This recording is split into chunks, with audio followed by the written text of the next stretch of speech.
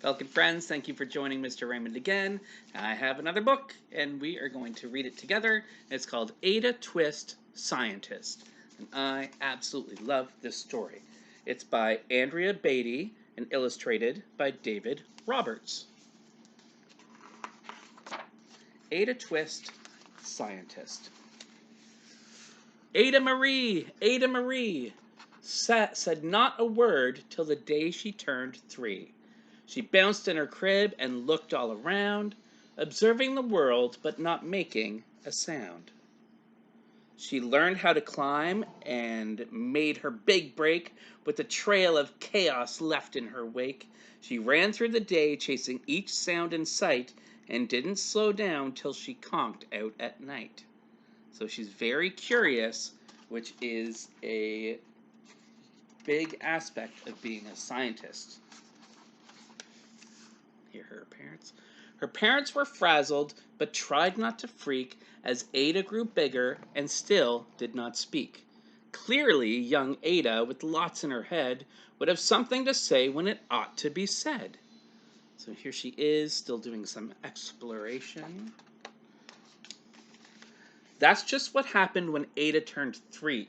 She tore through the house on a fact-finding spree and climbed up the clock just as high as she could.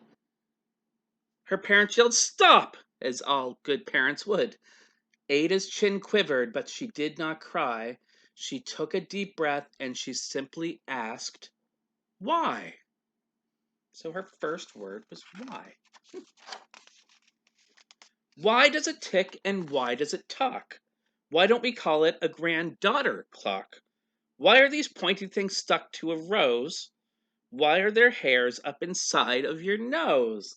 So many questions. There she is pointing up her father's nose.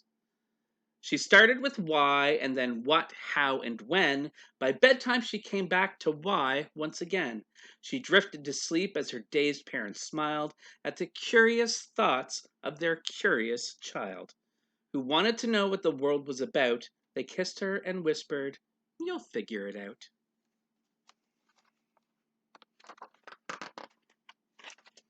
I skipped a page.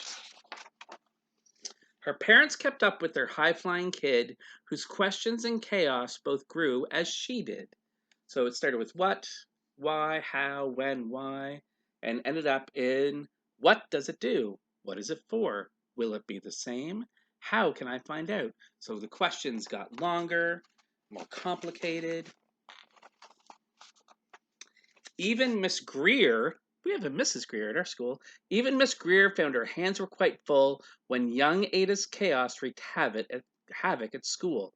But this much was clear about Miss Ada Twist: she had all the traits of a great scientist. And here she is doing explosions, making little volcanoes, it seems. Ada was busy that first day of spring testing the sounds that make mockingbirds sing, when a horrible stench whacked her right in the nose, a pungent aroma that curled up her toes. "Zowie!" said Ada, which got her to thinking, what is the source of that terrible stinking? How does a nose know there's something to smell? And does it still stink if there's no nose to tell? She rattled off questions and tapped on her chin. She'd start at the start, where she ought to begin. A mystery, a riddle, a puzzle, a quest. That was the moment that Ada loved best. The start of something when she's just about to find out what happens. Ada did research to learn all she could of smelling and smells, both the stinky and good. One hypothesis Ada thought could be true: the terrible stink came from Dad's cabbage stew. That does sound like something that would be stinky.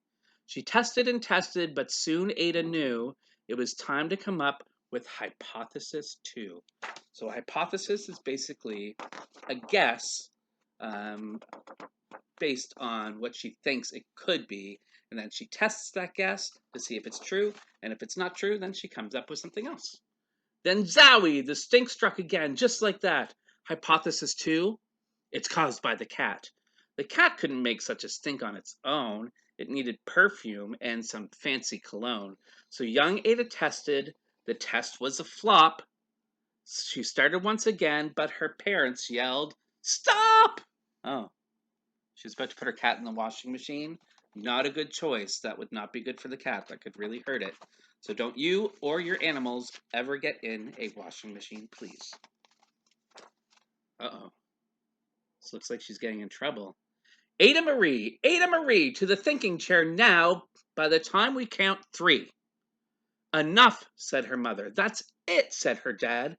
Her parents were frustrated, frazzled, and mad. Why? Ada questioned. Her mother said no. What? Ada queried. Her father said, go. You've ruined our supper. You've made the cat stink. Enough with your questions. Now sit there and think. She looked at her parents. Her heart turned to goo. Poor Ada Twist didn't know what to do. I feel badly for her. She sat all alone by herself in the hall, and Ada once more could say nothing at all.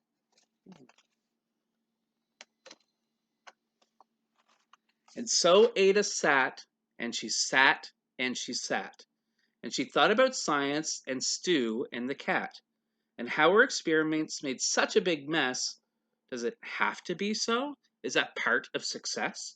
Our mess is a problem, and while she was thinking, what was the source of that terrible stinking? Ada Marie did what scientists do. She asked a small question, and then she asked 2. And each of those led her to 3 questions more, and some of those questions resulted in 4.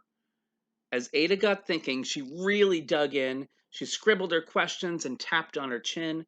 She started at why, and then what, how, and when, and at the end of the hall, she reached why once again. The pictures on the wall are the snows, the cats, and perfume, the stew, and the cabbage. Oh. Her parents calmed down, and they came back to talk. They looked at the hallway, where she had written all over the walls, and just had to gawk. No patch of bare paint could be seen on the wall. The thinking chair now was a great thinking hall. They watched their young daughter and sighed as they did. What would they do with this curious kid who wanted to know what the world was about? They smiled and whispered, we'll figure it out. It's good parents. And that's what they did, because that's what you do when your kid has a passion and heart that is true. They remade their world, and now they're all in the act of helping young Ada sort fiction from fact. She asks lots of questions. How could she resist? It's all in the heart of a young scientist. And as for that smell, what can Ada Twist do but learn all she can with her friends in grade 2? Will they discover the stink that curls toes? Well, that is a question, and someday, who knows? I like how she included all of her friends in class. And that was the end. Oh, didn't catch me. All right, so the mystery was, what was that smell? And we still didn't find out by the end what that smell might be.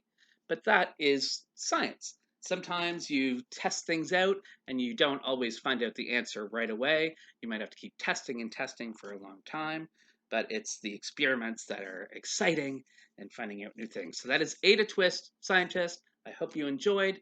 Talk to you another time.